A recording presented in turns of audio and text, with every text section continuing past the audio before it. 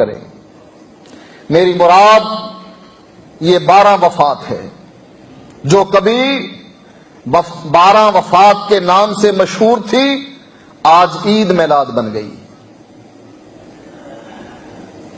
آج تک لوگ اس کو 12 وفات کہا کرتے تھے اور آج اس کو جشن عید میلاد کے طور پر منایا جاتا ہے۔ میلاد مارچ کیا جاتا ہے، جھنڈیاں لگائی جاتی ہیں، اپنے گھروں پر چراغاں کیا جاتا ہے، کمکمے لگائے جاتے ہیں، نیا لباس پہنا جاتا ہے، خوشیاں منائی جاتی ہیں، دیگیں پکائی جاتی ہیں، لوگوں کو مبارکباد دی جاتی ہے۔ کس لیے؟ اس لیے کہ آج فاطمہ کے بابا اس دنیا سے رخصت ہوئے۔ کس لیے؟ آج حسن حسین کے نانا اس دنیا سے رخصت ہوئے۔ کس لیے؟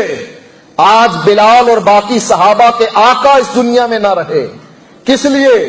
ابوبکر صدیق اور عمر فاروق کے داماد اس دنیا سے گئے۔ کس لیے؟ عثمان و علی کے سسر اس دنیا سے گئے۔ کس لیے؟ امہات المومنین کا سہاگ لٹ گیا۔ کس لیے؟ صحابہ کے آنسو جس کے جانے پر نہ رکتے تھے۔ کس لیے؟ جس کی وجہ سے مدینہ تاریک ہو چکا تھا۔ کس لیے؟ جس کے جانے کے بعد کئی صحابہ نے مدینے کو چھوڑ کر اپنے آبائی وطن کی طرف ہجرت کر لی تھی۔ آج اس کی وفات پر خوشیاں منائی جاتی ہیں۔ سوچئے، نبی کی پیدائش پر اختلاف ہے کہ آپ کب پیدا ہوئے۔ اس لیے کہ جس دن آپ پیدا ہوئے آپ کو کوئی نہیں جانتا تھا۔ لوگ کہتے تھے عبداللہ کے گھر میں ایک یتیم پیدا ہوا جس کا باپ اس کی پیدائش سے پہلے فوت ہو گیا، گھرانہ غریب ہے، یہ ہمیں کیا دے گا۔ دائیاں آتی اور آ کر اس یتیم کو دیکھتی اور دیکھ کر چلی جاتی۔ حلیمہ بھی آئی، اس یتیم کو دیکھا، چھوڑ کر چلی گئی۔ جب پوری بستی میں پھر کر اس کو کوئی بچہ نہ ملا، اپنے شوہر سے کہنے لگی مجھے خالی ہاتھ جاتے ہوئے حیا آتی ہے، میں یہ چاہتی ہوں کہ جیسے میری سہیلیاں مکے سے بچہ لے کر گئی ہیں، چلو میں بھی اس یتیم کو لے جاتی ہوں، ہو سکتا ہے کہ اس کی وجہ سے ہمارے گھر میں برکت نازل ہو جائے۔ اس کو اس کی پیدائش پر کوئی نہیں پہچانتا تھا، ایک یتیم ہے جس کے سر سے اس کا باپ کا سایہ بھی اٹھ چکا ہے۔ لیکن جب یہ وفات پاتا ہے، یہ معمولی انسان نہیں، یہ انبیاء کا سردار ہے، یہ انبیاء کا خطیب ہے، یہ اپنی امت کی سفارش کرنے والا ہے، حمد کا جھنڈا اس کے ہاتھ میں ہے، اس کی بہت فضیلت ہے، کائنات میں اس کا کوئی مقابلہ نہیں کر سکتا۔ تولنے والے فرشتے کو اس کے ساتھی نے کہا کہ اگر ایک پلڑے میں تو اس کو رکھے اور دوسرے پلڑے میں پوری کائنات کو بٹھا دے، اس کا پلڑا پھر بھی بھاری رہے گا۔ یہ جب فوت ہوا، محمد الرسول اللہ کی حیثیت سے فوت ہوا۔ جب یہ فوت ہوا، احمد نام سے فوت ہوا کہ یاتی من بعد اسمہ احمد، کہ عیسیٰ علیہ السلام بشارت دے رہے ہیں میرے بعد ایک آئے گا، اس کا نام احمد ہوگا۔ آج وہی احمد فوت ہو رہا ہے۔ یہ جب فوت ہونے لگا، جبریل آئے، بلکہ اللہ تعالی نے اپنے نبی کو حکم دیا جاؤ بقیع کے قبرستان میں پہنچو اور ان لوگوں کے لیے دعا کرو جو لوگ آپ سے پہلے فوت ہو چکے ہیں۔ اللہ کے نبی پہنچے، ان کے لیے دعا کی اور ساتھ ساتھ فرمانے لگے تم تو چلے گئے، تمہارے بعد اب ہم بھی آنے والے ہیں۔ اللہ کے نبی علیہ الصلوۃ والسلام جو ساتھی آپ کے ساتھ ہے، اس سے فرماتے ہیں اللہ تعالیٰ نے مجھ کو خزانے کی چابیاں دی، اللہ تعالیٰ نے مجھ کو دنیا میں رہنے کے لیے مہلت دی ہے، جتنا دل چاہے دنیا اور اس کی زیب و زینت کو اختیار کر لے۔ اللہ تعالیٰ نے مجھ کو اختیار دیا ہے کہ میں دنیا میں رہوں، دنیا کے خزانوں کی چابیاں میرے پاس رہے، یا میں اللہ تعالیٰ کے پاس چلا جاؤں، اللہ کی جنت کو حاصل کر لوں۔ وہ صحابی کہتے ہیں اللہ کے نبی پھر آپ ہمیں اختیار کر لیں نا، خزانوں کی چابیاں لے لیں، اس دنیا میں رہیں اور پھر بعد میں جنت بھی لے لینا۔ فرمایا نہیں، میں اب اللہ کے پاس جانا چاہتا ہوں، اللہم بالرفیق الاعلی، اللہ اب رفاقت اعلی چاہیے، انبیاء کی جماعت کے ساتھ ہو، جبریل سے ملاقات ہو، اور اللہ میں تجھ سے بھی ملنا چاہتا ہوں۔ اس حیثیت میں نبی اکرم صلی اللہ علیہ وسلم فوت ہو رہے ہیں۔ آپ کی پیدائش میں اختلاف ہے کہ اللہ کے نبی کب پیدا ہوئے۔ سیرت نگاروں نے لکھا کہ آپ کی پیدائش سوموار کے دن ہوئی، اس پر اتفاق ہے سب کا، تاریخ 9 ربیع الاول بنتی ہے۔ احمد رضا خان اپنے فتاوی رضیہ میں ذکر کرتے ہیں کہ میری تحقیق کے مطابق اللہ کے نبی 8 ربیع الاول کو پیدا ہوئے، اور جمہور یہ کہتے ہیں کہ اللہ کے نبی 12 کو پیدا ہوئے۔ آپ کی پیدائش شک تو پڑ گیا نا، لیکن اس بات پر تو اختلاف کسی کا نہیں کہ نبی اکرم صلی اللہ علیہ وآلہ وسلم 12 ربیع الاول کو فوت ہو رہے ہیں۔ اب ہم جشن مناتے ہیں، 1 تاریخ سے 1 ربیع الاول سے جشن شروع ہوتا ہے اور 12 ربیع الاول تک جشن رہتا ہے، اور یہی اللہ کے نبی کے بیماری کے وہ ایام ہیں کہ بستر مرگ پر لیٹے ہیں۔ اللہ کے نبی اپنے آخری دنوں میں مسجد نبوی میں بھی تشریف لانے کے قابل نہیں۔ نبی اکرم صلی اللہ علیہ وآلہ وسلم فرماتے ہیں مجھ پر 7 کنووں کے پانی کے مشکیزے ڈالے جائیں۔ اللہ کے نبی کو ایک لگن میں بٹھا دیا گیا، آپ پر پانی ڈالا گیا، آپ کو غسل دیا گیا۔ اللہ کے نبی علیہ الصلاۃ والسلام تیار ہوئے کہ اب میں مسجد نبوی میں جاتا ہوں، لوگوں کی امامت کرواتا ہوں۔ اٹھے اور پھر بے ہوش ہو کر گر گئے۔ پھر اللہ کے نبی ہوش میں آئے، پوچھنے لگے کیا لوگوں نے نماز ادا کر لی ہے؟ صحابہ عرض کرنے لگے نہیں اللہ کے نبی آپ کا انتظار کر رہے ہیں۔ آپ نے فرمایا اچھا پھر مجھ کو غسل دو۔ نبی اکرم صلی اللہ علیہ وآلہ وسلم کو پھر غسل دیا گیا۔ اللہ کے نبی پھر اٹھتے ہیں کہ اب جائیں مسجد نبوی میں اور لوگوں کی امامت کروائیں۔ اٹھتے ہیں، غشی آتی ہے، پھر بے ہوش ہو کر گر جاتے ہیں۔ پھر ہوش میں آ کر پوچھتے ہیں کیا لوگوں نے نماز پڑھ لی ہے؟ جواب ملتا ہے نہیں اللہ کے نبی ینتظرونک، صحابہ تو آپ کا انتظار کر رہے ہیں کہ آپ مصلی پر آئیں اور آپ کے پیچھے وہ مقتدی بن کر نماز پڑھیں۔ تیسری مرتبہ نبی اکرم صلی اللہ علیہ وآلہ وسلم پھر غسل کرتے ہیں، پھر ہوش میں آتے ہیں، غسل کرتے ہیں، جانے کی تیاری کرتے ہیں، پھر غشی آتی ہے، بے ہوش ہو جاتے ہیں۔ ہوش میں آ کر پھر یہی سوال کرتے ہیں لوگوں نے نماز پڑھ لی ہے؟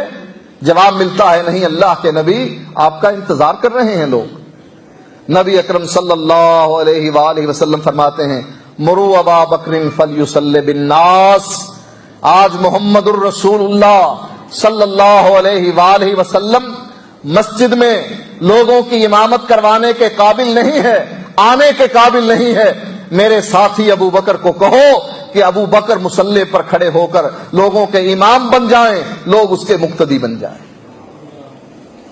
حضرت عائشہ رضی اللہ تعالی عنہا عرض کرتی ہیں اللہ کے نبی آپ ابو بکر کو جانتے ہیں، یہ آپ کی حالت ہے اور آپ ابو بکر کو حکم دے رہے ہیں کہ وہ لوگوں کو نماز پڑھائیں؟ یہ تو آپ کی آخری بیماری کے آخری ایام ہیں۔ وہ تو اس وقت بھی رو پڑے تھے جب آسمان سے سورت اتری اذا جاء نصر اللہ والفتح ورأیت الناس يدخلون فی دین اللہ افواجا، اللہ کی مدد آ گئی، لوگ جوق در جوق اسلام میں داخل ہونے لگ گئے۔ جب ابو بکر صدیق رضی اللہ تعالی عنہ نے قرآن کی یہ سورت سنی فسبح بحمد ربک واستغفر، اے نبی اب تیرا کام مکمل ہو گیا ہے، تو اپنے رب کی تسبیح بیان کر، استغفار کر، اللہ بخشنے والا ہے۔ ابو بکر صدیق رضی اللہ تعالیٰ عنہ رونے لگ گئے۔ صحابہ حیران اور پریشان ہیں کہ یہ اللہ تعالی آیت اتار رہا ہے، سورت اتار رہا ہے، فتح کی خوشخبری دے رہا ہے، لوگوں کے جوق در جوق مسلمان ہونے کے بارے میں اطلاع دے رہا ہے، اور ابو بکر صدیق کو دیکھو یہ بیٹھے ہوئے کونے میں رو رہے ہیں۔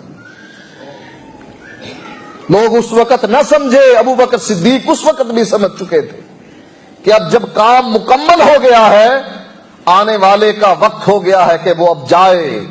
جب کام کی تکمیل ہو جاتی ہے، آنے والا اس کو مکمل کر دیتا ہے، پھر اس کا وقت آ جاتا ہے کہ اب اس دنیا سے جائے۔ یہ سوچ کر ابو بکر صدیق رضی اللہ تعالیٰ عنہ رونے لگ جاتے ہیں کہ اب اللہ کے نبی اس دنیا میں ہمارے پاس نہیں رہیں گے۔ اور اے اللہ کے نبی، آپ ابو بکر کو اس حالت میں کہہ رہے ہیں کہ وہ نماز پڑھائیں جب وہ آپ کو مصلی پر نہ پائیں گے، لوگوں کو نماز نہیں پڑھا سکیں گے، رونے کی وجہ سے لوگ ان کی قرات نہیں سن سکیں گے۔ آپ عمر کو کہیے، عمر سخت دل ہیں، سخت طبیعت کے مالک ہیں، عمر لوگوں کی امامت کروائے۔ نبی اکرم صلی اللہ علیہ وآلہ وسلم نے فرمایا نہیں، ابو بکر کو کہو کہ وہ لوگوں کی امامت کروائے۔